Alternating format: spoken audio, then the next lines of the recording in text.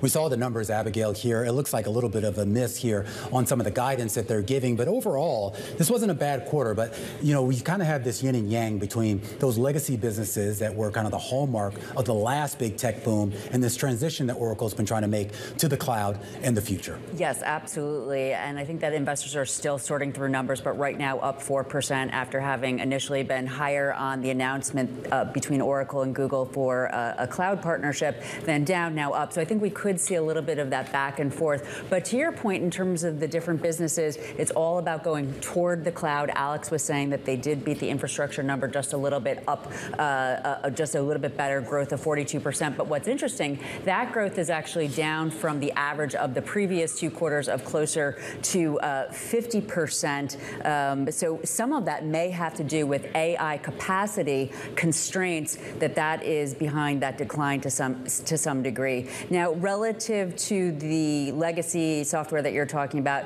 yes, that needs to be worked through. And I'm also looking here through the details to see whether or not there's any indication of whether they've completely worked through Cerner, because that, of course, that acquisition that they made for that healthcare software, they've had a hard time integrating it, lots of delays there, and that's been a bit of a drag. This stock has really been stuck in a very big range for more than a year. Yeah, I'm really glad you bring up the Cerner part of it, because it's something that's been a little bit of a stain on Oracle stock. Yes. In terms of how much the company really wants to address this, is the worst over here for when it comes to Cerner and Oracle? We don't quite know yet. I'm looking through the headlines. I don't see anything addressing it specifically here, so that might be something. It will certainly be something on the call that analysts will be nailing them on to get more information on whether they have actually gotten that put into place. But the stock, wow, now really at post-market highs. The stock had been down in the session, but it's up about 6.3%. So it suggests that, and I'm trying to look through these headlines right here to see if there's anything new that's come out that